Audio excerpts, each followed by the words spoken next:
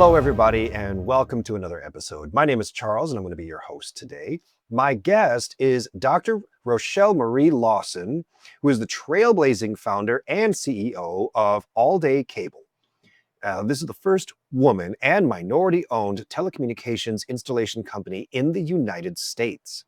With over 34 years of proven excellence, she has led the company to become a trusted partner for high-performance voice, data, and fiber optic infrastructure solutions across corporate, government, transportation, and tech sectors. So she is known for her unwavering commitment to on-time, on-budget project delivery. Dr. Lawson combines deep industry knowledge with visionary leadership to ensure clients receive seamless, scalable, and future-ready telecom installations. Her company holds top certifications from CommScope and Corning and is celebrated for its 5-star service and innovation-driven approach to network infrastructure. Dr. Lawson, thank you so much for joining me today. It's my pleasure to be here with you, Charles. So today we're going to be talking about connected futures and how AI is reshaping enterprise telecommunications. And I think we're going to start right off with what you've been seeing. So you've seen telecommunications evolve dramatically over 34 years, and now it's about to evolve again. Like everything's changing. Right. So tell me, how has AI specifically reshaped the infrastructure needs today? So, love to share this information with you, Charles. I definitely have witnessed over the past 3+ decades how we went from analog to digital, copper to fiber. Now we're at the intersection of where infrastructure and intelligence is meeting, aka AI. And AI has certainly been a game changer in the industry. It has changed the, I want to say, expectations of what we now expect from our telecommunications network. And today, the speed, the bandwidth, when it comes to your telecommunications, is just not enough. However, AI requires low latency, real time data processing, and hyper reliable connectivity, and it puts pressure on the infrastructure. So, fiber optic installations, computing edge technology, and distributed data centers are no longer nice to have. They're actually essential to have in this day and age if you want to be a successful business going into the next couple of decades or the next millennium, so to speak, or the next 50 years. And at All Day Cable, we've adapted our approach to design and implement infrastructure that doesn't just move data, but it actually thinks with the data that is being inputted into the infrastructure. So it's Wow, that is a yeah, that is very a very massive shift from where we were. And I don't even mean where we were, 50 years ago. I mean like where we were a year ago to right, where we are now. right. It's it definitely has been the technology is evolving so fast right now that actually today, if you're just focused on today, you're already behind. You have to focus on what's coming up in the future, and not the future like in the next week or next couple of months, but within the next 5, 10 years. The information is already out there with regards to infrastructure. So if you're a company looking to stay ahead of the game, then you need to be thinking about 5 to 10 years ahead of where we are right now. Now, you stress the importance of infrastructure readiness. Right. And that's a phrase that I've heard before, but this is the first time I've heard it in regards to AI adoption. So what does that mean exactly? Why businesses really need to focus on this? Why it's so important? So, good question for sure. A lot of companies do fall in love with the promise of what AI automation brings to their businesses and their entities or corporations, right? It brings efficiency, cost savings, but forget that AI is just one powerful pipeline as it runs through the infrastructure. It's almost like you wouldn't be putting a Ferrari engine in a new car and then put, low budget, say bicycle or motorcycle tires on the car, right? So when it comes to adapting with regards to how infrastructure is doing with AI, When you adopt AI philosophy and AI strategies into upgrading your infrastructure, it puts you ahead of the game. And the truth is that your network must support high speed data transmission, particularly in this day and age, as we have more and more data that we're inputting into our systems, and it's creating a huge a need for more megabytes and more transfer information. We have advanced security systems, and we want all of this to operate seamlessly between the systems. So that's why it's foundational that we incorporate into our infrastructure in today's society AI, so that it's not just something we need, it becomes something that helps us to have an advantage in business and how we telecommunicate with our customers on the other end. Now, I know a lot of businesses are going to, look at themselves and say, I think we're ready. Like, I'm pretty sure. I'm not 100% confident in that. So, you know, how can businesses practically assess their current infrastructure to know if it's truly ready for AI? So, one thing is you have to analyze where you are and where you want to be. If you don't know where you want to be, then it's really hard to incorporate a new technology into your existing structure. So I would tell any company out there, any corporation, large, small, medium, or very, or small, that look at not where you are today, but where you want to be in 10 years. And with that, you can back trail, so to speak, and see where there's the missing components that's going to get you to where you want to be in 10 years or beyond. For example, what stands out is a tech company that we partner with that was really struggling with lag times because they have began implementing AI powered devices into their robotics. It's a robotics company in Silicon Valley. And their system was designed to analyze and act in real time, but their existing cabling and network backbone couldn't keep up with the demand and the very fast movement of how AI works, right? So what we did, we conducted a full infrastructure audit and we replaced outdated copper with high performance fiber optic cabling. Because back in the day, you were running copper, cat 3, cat 5, and now it's cat 6 and beyond, and in fiber optics. So we helped them by getting rid of the outdated copper and putting in high performance fiber optic cabling. And then we reconfigured their data routing. And you might say, well, what was the result of that? The result of that was that their system latency dropped over 60%, and the robots became more responsive. They actually became more engaged, and the engagement became more responsive to what that customer was desiring to have as their output, their results. So it had been a very frustrating pilot for them, but it had turned into a very scalable and successful AI solution. And now it's not taking them to just today, tomorrow. It's taking them out years beyond what they were even envisioning for the company when they contacted us. So it's really good. But I say you got to conduct that infrastructure audit to know where you are, and then have a wherewithal to where you want to be, not tomorrow, but 5, 10 years down the road, because technology is moving so quickly. Once you do that, you can, of course, contact a company like this, and we can fill in the missing components for you to help keep you ahead of the game, not just at the game, but ahead of the game. I work with and talk to, of course, a lot of CIOs and CTOs, and the conversation's almost always been about the software and how they have to improve the software, they have to get the software faster. And when they do talk about hardware, it's usually about the computer, right? It's the actual machine, the physical machine that they're actually actively using. You are the first person to talk about having to go beyond that. Have you thought about the wiring in your building and what it's capable of? Because Right. I can see that becoming a bottleneck that you just don't think about. Most companies don't. They're operating in the here and now, and they might be projecting maybe 1 to 3 years out.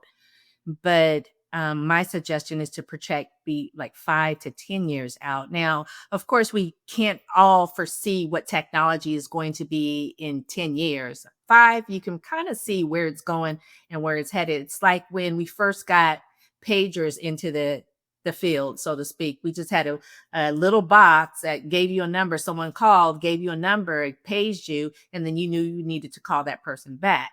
And then it changed where the pagers were, okay, not only did you get, I want to say it's almost like a text, but not only did you get a page, but you got a page with some data information in it. And it was the person on the end user on the other end was able to put in, hey, our system's down at, or emergency or something like that. And then you know to call them right away versus at the end of the day or when you finish compiling whatever you're doing, right? And so now we have our technology with our phones. Remember the first phones first cell phones that came out, they were tiny and it was cool to have this little cell phone, but they really were just like completely like the telephone that we used to have back in the day that was connected to the wall, except for it was more mobile. And so now it's like, when you think of technology and the technology we use, you can now talk into your phone. You can program your phone to, bring you bells and whistles when you're late for something or you need to do something or to check in, or you can program your phone to, record data. There's just so many things that we can do with our phones that started out as basically a pager and it's evolved. Same thing with our infrastructure. So when you look at your cell phone, you're pretty soon we're going to not even have to be able to have to carry a cell phone. It'll somehow be some device we might wear on our head, so to speak, and we'll be able to transmit. When I think of this stuff, I'm thinking of Total Recall, the movie Total Recall with Arnold Schwarzenegger, how, all this stuff that we saw in that movie, which is what made in the 80s, maybe 90s, maybe the Yeah, 90s. I think it was the 90s. Yeah. Was in the 90s, fast forward, 30 years and that stuff in that movie is actually happening now. So you think like, how do people back in the 90s foresee the vision of this creation they put in a movie, which is actually reality? Or go to Terminator, but let's go back to Terminator where Cyberdyne Systems created this AI stuff where this robots took over to running the planet, so to speak. This is the kind of stuff we have to think about when we think about our infrastructure. Not today. We have to have the foresight and the wherewithal to look beyond what we can see and utilize your mind to go stretch it out to the limit and go beyond what you can vision right now. And it will help you to really see, even if you're not a tech type of person, it will help you to really see what's coming in the future. I can even take it further into like the medical community, where before surgeons were doing surgery hands-on, and now they've got robots that can do some of the surgeries, and all they have to do is feed the information into the machine, and the machine can perform the surgery. It's only going to get more advanced, and I, keep hating refer back to Total Recall, but that Total Recall movie is our reality today and beyond today. So if you want to stay ahead of the game, you have to think way beyond what you can see in the foresight of your mind right here and imagine your wildest possible, impossible dreams, and they're going to become a reality for sure. For sure. Um, I've been told that lately in a lot of my episodes, I tend to ask my guests about some of the pitfalls and some of the areas, clients that didn't follow your advice and then just absolutely fell into a pit. And everybody's saying you're so negative all the time. So I'm going to be positive today. I'm going to say something nice. Is there a real world example, like an actual client? You don't have to name names, of course, but somebody that did follow the examples and did have the infrastructure in place to really transform their company's AI infrastructure? Yeah, I think okay, so I hate to be that naysayer too, but you got to think of the pitfalls, right? And it's many of our clients have been around for way beyond us. They've been around for, 4, 5, 6, 7, who knows, decades. We're just a baby, a neophyte in the game of what we're playing with the telecommunications installation industry. But with regard to some of the things that have been, I want to say have been nuggets of gold that have come from these pitfalls, because you always have to address the pitfalls. That helps people to learn what not to do and not to get caught up in it. So one of the things was one of our customers or clients got caught up in the software, and how were they going to implement AI into their software And they were so focused on that. But what they forgot about was their actual network infrastructure. So they're doing all this stuff about being prepared for AI and implementing AI and all of that. However, their network infrastructure, when they've spent oodles of money on being advanced, so to speak, with the tools that are coming, such as the AI tools that we have, they didn't really think about the network infrastructure.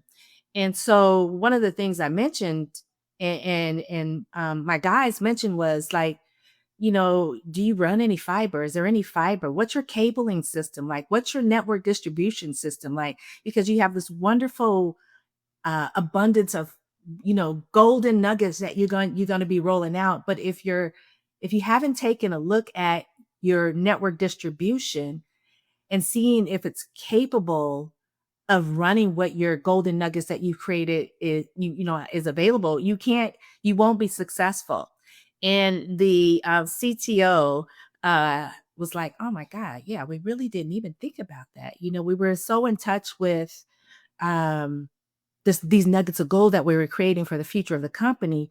We really did not think about the infrastructure. So it became a big pitfall because now they had to backtrack a bit and then make sure that their infrastructure, their network distribution was able to handle these beautiful nuggets of gold that they had created for the future. And so, of course, we came in, we helped them, and we got it all aligned for them, which allowed them to take the AI components that they had created, these nuggets of gold, and be able to begin developing or rolling them out into what they're doing systematically. And I always like to tell people that, particularly those, CIOs and CTOs and things of that nature, they're really, I want to say boots to the ground, so to speak. They try to be ahead of the game as possible, but it's the little things that you forget that can hold up your project that you maybe spent millions, hundreds of $1,000,000 on. It's the little things that you forget that can be the biggest hiccup. So don't forget about the little things, the little nuances of how we communicate and telecommunicate today. Before it's like, don't put the cart before the horse, right? You got to think about the cart and the type of horse you need to pull that cart so that you can be successful as we move into this age of modern and advanced technology, particularly when it comes to AI. And when you're thinking about aligning your infrastructure with business goals, you got to look at AI and you got to take it from the ground up or the ground out, so to speak. You got to take it from here to here so that you not only have the small picture, but you also have the big picture. And within that, you can see the little pitfalls or the little craters that might pop up and that you didn't even think about, but you can circumvent that because you're looking at everything instead of just one little piece of the pie. Does that make sense? That makes perfect sense. And I can even speak from my own personal experience, but this, out of obviously a much, much smaller scale. I was so excited when Comcast had increased how much bandwidth they were going to be giving me. And I was just so excited by that. And they said, all right, we've hooked it up. And I saw the guy out in the yard and he brought in this big cable and he plugged it into the box outside and yay, nothing changed. It was the same speed as it was before. And I was like, I thought you guys were giving me this amazing thing. Well, the cable that runs under my house has been there for 15 years, and it's just old rotted coax cable. Mhm. Okay, so I had to replace all that. Once I replaced that, then I was all excited. And still, some devices were faster, some devices, there was no change. Well, it's because the Wi-Fi signal only goes so fast and can only collect so much per machine. And there was all these little things that I didn't take into consideration because Right. I was so excited for the end result that I didn't take any of the steps that I knew I needed. And of course, looking back at it now, I should have known a lot of these things, but I was too excited to get to the end. That And negative I didn't goal. think, yeah, I was too excited about that nugget of gold. And I didn't think about all the steps that it was going to take to get there. And it cost me a lot of time, a lot of energy, a lot more money than I was expecting because I had to get a new Right. router, I had to get a new wire, I had to get all these things that if I'd just prepared for it ahead of time, I would have been so much happier. And that's small scale, that's me. So now I'm trying to imagine what that would have been like had that been a much larger scale, an enterprise, 1,000 people working out of a building, Yeah. and you see AI as this beautiful nugget and you're just so excited, but there's all these other steps that we don't think about. Yeah, it's interesting. We have some clients, we have a couple of clients that are in the financial institution uh arena, and some of their executive, they do work from home. And so we will go to their homes and make sure that their capabilities are as best as they can be, right? But there was one gentleman in the Bay Area, and lived in this massive house, had a pool, and he wanted to be able to work by his pool. And before he was able to get connection, but because of the technology that had been installed to have him be able to telecommunicate, so to speak, around the world globally, um, he didn't think about the technology, aka router, wireless routers by the pool that would be able to connect. So kind of like you, he was stuck in that, oh, I could do this and I can work by my pool, but he couldn't work by the pool because what he had down by his pool was no longer able to communicate with the upgraded system and information that we installed. And so for us, it was great because it just led to another, piece of the puzzle for us helping him out. But then he was like, "Oh my God, I didn't even think about that."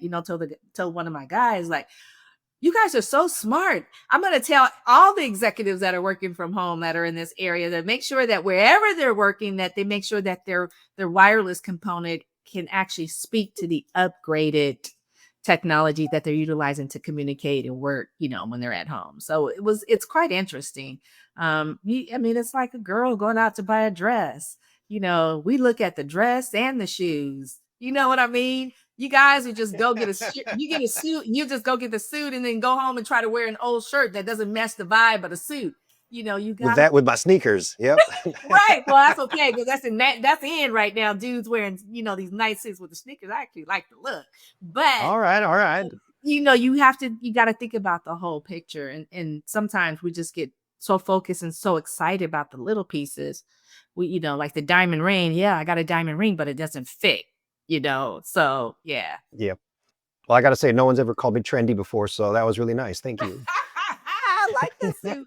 The suit with the sneakers. It's kind of cool to see. I know a couple of guys. Actually, it was a wedding my daughter had attended, and the guys were all dressed in their tux, and they did the fancy shoes for the ceremony. But then at the reception, they all changed into their Nikes, their sneaks, and they took a picture posing. I was like, I like that picture. I like that look. It's kind of sassy and classy, but a little sporty as well. So hey, Sassy, classy, and sporty. All yeah. right, that's going on my LinkedIn resume.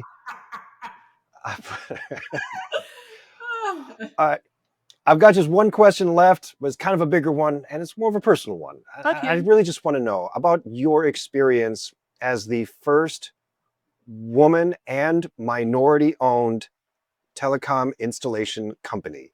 And I really want to understand, how has that shaped your perspective on technology and on the adoption of AI? Well, it's been an interesting journey, not without challenges. When you are a girl and you want to play in the boys' playground, well, you got to prove yourself, right? I mean, I'm so used to that. I was a girl who was one of the first girls in Northern California to play Major League Baseball at ages 10 and 11. And so, of course, everybody in the industry expects, oh, you're a woman, you don't really know that much. It must be your husband's company. You're just, trying to get in. But here's the thing. In my journey of being that first woman owned, minority owned telecommunications installation company in the United States, it's given me a front row seat to the power of resilience, adaptability, and vision. When I started All Day Cable Inc., and I co founded it with my husband, when I started it, people didn't think a woman, let alone an African American woman, could lead a male dominated tech heavy field. What they didn't know is I have an electrical engineering degree.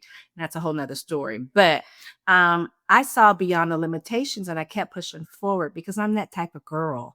If you tell me I can't do something, not because I'm not smart enough, but because you have a gender bias or you have a bias, I'm going to show you that not only can I do it, I'm going to exceed the expectations that you would have if you were dealing with a male co-partner.